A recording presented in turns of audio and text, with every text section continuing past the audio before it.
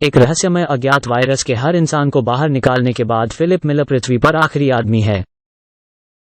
वो पिछले 1 साल से अकेले रह रहा है और अधिक लोगों की तलाश करने के लिए अमेरिका के चारों ओर ड्राइविंग कर रहा है। वो हर एक राज्य में जाता है, खाली शहरों में घोषणाएं करता है और संग्रहालयों से कलाकृतियों और चित्रों को चुराता है। मनुष्यों को खोजने के असफल मिशन के बाद फिलिप अपने गृहनगर टक्सन लौटने का फैसला करता है। फिर भी किसी को खोजने के अंतिम प्रयास में वह टक्सन में हर बिलबोर्ड पर टक्सन में जीवित लिखता है। वो अपने जर्जर अपार्टमेंट में जाता है और शहर के अधिक भव्य हिस्से में एक गेटेड समुदाय के लिए अपना रास्ता बनाने से पहले सभी आवश्यक सामान पैक करता है। वो सबसे बड़ा घर चुनता है और इसे अपना नया घर घोषित करता है। वो अगले कुछ दिनों में सभी प्रसिद्ध चित्रों के साथ घर को सजाने में बिताता है। व्हाइट हाउस से एक चटाई, एक डायनासोर खोपड़ी, अकादमी पुरस्कार और अरबों डॉलर की कई और कलाकृतियां। निकोलस केज को गर्व होगा। हर रोज सोने से पहले फिलिप इतना हस्तमैथुन करने के लिए भगवान से माफी मांगना सुनिश्चित करता है और चाहता है कि वो अपनी मृत्यु से कम एक महिला का चेहरा देखे। शुक्र है, अभी भी कारों की एक बहुतायत है कि वह चारों ओर ड्राइव करने के लिए उपयोग कर सकते हैं। वो अपने अंडरवियर में किराने की दुकान पर जाता है और बंदूक का उपयोग करने में टूट जाता है। केवल 1 साल में वो बुनियादी शालीनता को पूरी तरह से भूल गया है। अब जब उनके पास प्रभावित करने के लिए कोई नहीं है, तो वो सब कुछ भी करता है जो वायरस से पहले सिर्फ एक आवेगी विचार था, जैसे कि स्टोव में डिब्बे के ढेर को नष्ट करना और सैकड़ों वयस्क फिल्मों को घर लाना। समय बीतने के लिए वो खुद के साथ रैकेट बॉल खेलता है, लैंप और एक्वेरियम को गेंदबाजी पेन के रूप में उपयोग करता है और एक दूसरे में कारों को दुर्घटनाग्रस्त कर देता है। अराजकता उसे एड्रेनालाइन का संकेत महसूस करती है और उसे अकेलेपन से निपटने में मदद करती है। लगभग 1 महीने के बाद वो विवेक की भावना को खोना शुरू कर देता है। इसके अलावा अपने जन्मदिन पर अकेले होने के नाते उसे वो सब कुछ याद दिलाता है जो वो सराहना करने में विफल रहा जब जीवन सामान्य था। वो अपनी माँ, अपने जीवन और सामान्य रूप से मनुष्यों को याद करता है। दृश्य कुछ महीनों बाद तक काटता है। फिलिप जिस भव्य हवेली में रहते थे वो एक डंपिंग साइट में बदल गई है। यह प्लास्टिक और डिब्बे से भरा हुआ है जिसे वो कभी साफ नहीं करता है क्योंकि वैसे भी इसका कोई अर्थ नहीं होगा। उसने कई दिनों से स्नान नहीं किया है और एक जानवर की तरह रहना शुरू कर दिया है। घर में बहते पानी की कमी है और शौचालय प्लास्टिक की बोतलों में ढका हुआ है। तो इसके बजाय फिलिप स्प्रिंगबोर्ड में एक छेद बनाता है और पूल को अपने शौचालय के रूप में उपयोग करता है। वो मार्गेरिटास के साथ एक बच्चे के पूल को भी भरता है और इसमें स्नान करता है, जबकि एक साथ इसे पीता है। चलो आशा करते हैं कि वो कभी भी 2 पूल को भ्रमित नहीं करेगा। फिर एक दिन वो बार में जाता है और गेंदों पर चेहरे खींचता है, उन्हें नाम और व्यक्तित्व निर्दिष्ट करता है। वो उनसे बात करता है जैसे वे उनके असली दोस्त हैं, बस यह महसूस करने के लिए कि वो अकेला नहीं है। रात में वो गैरी नामक एक गेंद को एक कपड़े की दुकान पर लाता है और एक पुतले पर हिट करता है जिस पर उसे क्रश है। जब उसका हाथ टूट जाता है तो फिलिप अपना दिमाग खो देता है।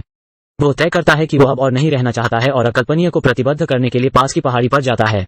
वो अपने सभी बॉल दोस्तों को विदाई देता है, उन्हें अनंत काल तक याद रखने का वादा करता है। फिर वो अपनी कार के अंदर जाता है और पूरी गति से पहाड़ी की ओर ड्राइव करता है। अचानक वो दूर तक बढ़ते धुएं को देखता है और दुर्घटना से कुछ सेकंड पहले कार को रोकता है। फिलिप को अपनी आंखों पर विश्वास नहीं हो रहा है। वो तुरंत धुएं का अनुसरण करता है और एक ट्रेलर तक पहुंचता है जो स्पष्ट रूप से एक व्यक्ति द्वारा बसाया जाता है। फिर वो कुछ ऐसा नोटिस करता है जिसे वो पिछले 1 साल से देखने के लिए भीख मांग रहा था। किसी ने अपनी ब्रा को धूप में सूखने के लिए छोड़ दिया है। फिलिप इसे सूंघता है और इतना अभिभूत हो जाता है कि वो बेहोश हो जाता है। जब वो जागता है तो वो देखता है कि एक सुंदर लड़की उसे अपनी गोद में पकड़े हुए है। वो मोहक रूप से उसकी इच्छाओं को पूरा करने का वादा करती है और उसे चूमती है। फिलिप जागने से पहले चुंबन का आनंद ले रहा है और महसूस करता है कि वो सपना देख रहा था। उसके सामने की लड़की कम आकर्षक और बड़ी है। वो उसे वापस लाने के लिए उस पर सीपीआर कर रही है। वे एक दूसरे से दूर खींचते हैं, एक और इंसान को देखकर अजीब हो जाते हैं। इतने लंबे समय के बाद फिलिप उससे पूछता है कि सुंदर महिला कहाँ है, जब तक कि वो इंगित नहीं करती कि उसे अपने गीले अंडरपैंट के बारे में चिंतित होना चाहिए। इसके बजाय यह पता चला है कि जब वो बेहोश था तो उसने खुद को परेशान किया था। इस तरह की स्थिति में भी फिलिप का दावा है कि वो पहले सामने की तरफ से तैर रहा था, यही कारण है कि उसके अंडरपैंट गीले हैं। वो आक्रामक रूप से समझाना शुरू कर देता है कि उसने खुद को पेशाब नहीं किया, जिससे लड़की घबरा जाती है। वो एक बंदूक बाहर लाता है, उसे दूर रहने के लिए कहता है। फिलिप अंत में स्वीकार करता है कि उसने वास्तव में पेशाब किया था। आदमी शर्मिंदा है। दोनों के शांत होने के बाद उन्होंने अपना परिचय दिया। लड़की का नाम कैरल है। वो वायरस से पहले एक विश्लेषक हुआ करती थी और हर किसी की मृत्यु के बाद अमेरिका के चारों ओर घूम रही है। उसने Tucson sign in the live को देखा और यह देखने के लिए यहाँ आया कि क्या वो वास्तव में जीवित अंतिम व्यक्ति है। हालांकि फिलिप एक महिला से मिलने के लिए मर रहा था, लेकिन वो कैरोल को देखने के लिए बहुत उत्साहित नहीं है। वो बार बार अपने व्याकरण को सही करती है, उसके चुटकुलों को नहीं समझती है और अप्रासंगिक चीजों के बारे में बात करती रहती है। थोड़ी देर बात करने के बाद वे किराने की दुकान पर ड्राइव करने का फैसला करते हैं। रास्ते में कैरोल उसे स्टॉप साइन को पार करने के बारे में शिकायत करता है। फिलिप के तर्क देने के बावजूद कि कोई यातायात नहीं है, वो इस बात पर अड़ी हुई है कि उन्हें नियमों का पालन करना होगा, अन्यथा वे जानवरों की तरह रहना शुरू कर देंगे। उसे बेहतर महसूस करने के लिए वह एक संकेत पर रुकता है और दोनों तरफ देखता है। यह पुष्टि करता है कि कोई भी सड़क पार नहीं कर रहा है। जब वे किराने की दुकान और विकलांग स्थान में फिलिप पाको तक पहुंचते हैं तो उसका नैगिंग बंद नहीं होता है। वे फिलिप के साथ दिन के अपने 5वें तर्क में आते हैं कि इस काल्पनिक विकलांग व्यक्ति के पास अपनी कार पार्क करने के लिए बहुत जगह है। जब कैरोल अभी भी उसे कहीं और पार्क करने के लिए आग्रह करता है, वो वाहन को सीधे दुकान में चलाता है। उसके बाद वो अपने घर का दौरा करने के लिए जाती है और जिस तरह से वह रहता है उससे घृणा करता है। उनके पास 2 स्विमिंग पूल हैं, एक मल से भरा हुआ है और दूसरा कचरे से भरा हुआ है। कैरोल उस पर चित्रों को चुराने का भी आरोप लगाता है, भले ही वह तर्क देता है कि वे अब किसी से संबंधित नहीं थे। घर के दौरे के अंत तक फिलिप उसे अपने शिविर स्थल पर वापस जाने के लिए कहता है। अगली सुबह वो कैरोल द्वारा अपने घर की सफाई करके जाग गया है। वो उसे दुकान से बागवानी और सफाई की आपूर्ति प्राप्त करने के लिए परेशान करती है, क्योंकि उन्हें मनुष्यों की तरह रहना शुरू करना पड़ता है। रात में फिलिप अपने बॉल दोस्तों के पास जाता है और कैरोल के बारे में शिकायत करता है। भले ही वो उसे केवल एक दिन के लिए जानता था, उन्हें लगता है कि वे एक विवाहित जोड़े हैं जिन्हें तलाक लेने की सख्त जरूरत है। अगली सुबह चीजें उसके लिए बदतर हो जाती हैं, क्योंकि वो अगले दरवाजे के घर में जाती है। वो उसे दूर करने की कोशिश करता है, लेकिन कैरोल होने के नाते जिद्दी है। वो उससे पूछती है कि क्या वह नग्न देखे जाने से डरता है, और एक जवाब के रूप में फिलिप अपनी पैंट उतार देता है। कैरोल अंत में कमरे में हाथी को संबोधित करता है और प्रजनन के विषय को लाता है। वो सोचती है कि वे चुने हुए लोग हैं जिन्हें पृथ्वी को फिर से स्थापित करने का कर्तव्य दिया गया है। फिलिप का कहना है कि वो उसके साथ नहीं सोएगा, भले ही वो पृथ्वी पर आखिरी महिला थी, जो इस मामले में सच है। अगले दृश्य में वो अपने आउटडोर शौचालय में है जब कैरोल उसके पास आता है। वो चाहती है कि वो बहते पानी को अपने घर तक पहुंचाने का रास्ता खोजे। इस तरह वे टमाटर और अन्य फल उगा सकते हैं। जब वो मदद करने से इनकार करता है तो वो उसे ताज़ा टमाटर के साथ रिश्वत देने की कोशिश करती है, लेकिन वो परवाह नहीं करता है। उसे एक ऐसे लड़के को रिश्वत देने की कोशिश करने से बेहतर पता होना चाहिए जो ड्राइविंग बोर्ड को बंद कर देता है। हालांकि जब अंधेरा हो जाता है तो वो उसके बगीचे में टूट जाता है और उसकी सभी सब्जियां खाता है। कैरोल अगली सुबह अपने दरवाजे पर दस्तक देता है और उसे बचे हुए टमाटर में कवर करता है। फिलिप्स अभी भी दावा करता है कि वो नहीं है जिसने उन्हें चुराया था। वो यह भी नोटिस करता है कि कैरोल ने मैनहोल से अपने घर में पानी स्थानांतरित करने की कोशिश करते समय उसके पैर को चोट पहुंचाई है। कुछ दिनों बाद वो एक सभ्य इंसान की तरह जीने की कोशिश करना छोड़ देती है। फिलिप उसे एक फव्वारे में एक आउटडोर शौचालय बनाते हुए पाता है, अपने स्विमिंग पूल शौचालय की नकल करता है। कैरोल सोचता है कि वे चुने हुए लोग नहीं हो सकते हैं, लेकिन इसके बजाय भूल गए लोग जिनके पास जीवन में कोई उद्देश्य नहीं है। वे किसी भी तरह से एक पूरी मानव सभ्यता बनाने में सक्षम नहीं हैं जब वे अपने $1 मिलियन की हवेली में शौचालय की व्यवस्था भी नहीं कर सकते हैं। फिलिप, जो कैरोल को एक आशावादी व्यक्ति के रूप में देखने के लिए इस्तेमाल किया जाता है, उसके लिए भयानक महसूस करता है। इसलिए वह शहर के पानी के टैंक में जाता है और कैरोल के बगीचे को पानी देने के लिए एक रास्ता व्यवस्थित करता है। वो अंततः उसके लिए एक अच्छा पक्ष देखकर खुश है और उसे रात के खाने के लिए आमंत्रित करती है। फिलिप एक जैविक भोजन का आनंद लेता है। लंबे समय के बाद सेक्स का विषय उठाया जाता है और फिलिप कहता है कि वह अब उसके साथ सोने के लिए तैयार है। हालांकि उनके आश्चर्य के लिए कैरोल शादी से पहले प्यार नहीं करना चाहता है। प्रारंभ में फिलिप हंसता है, यह सोचकर कि यह एक मजाक है, लेकिन वह गंभीर हो जाती है। भले ही विचार हास्यास्पद है, वो उसे बेहतर महसूस करने का प्रस्ताव करता है। आखिरकार वे अगले दिन शादी करने का फैसला करते हैं।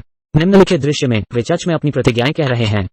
फिलिप सोचता है कि यह आवश्यक नहीं है, लेकिन वैसे भी अधिनियम के साथ चला जाता है। जब वे चर्च से बाहर निकलते हैं तो मेहमानों की भीड़ द्वारा उनका स्वागत किया जाता है। फिलिप को पता चलता है कि उसने एक गलती की है और चिल्लाता है।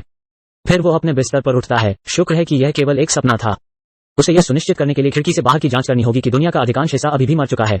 थोड़ी देर बाद कैरोल भोजन के साथ अपने घर आता है। उनका मानना है कि उन्हें मतदान करके अमेरिका के राष्ट्रपति का चुनाव करना चाहिए।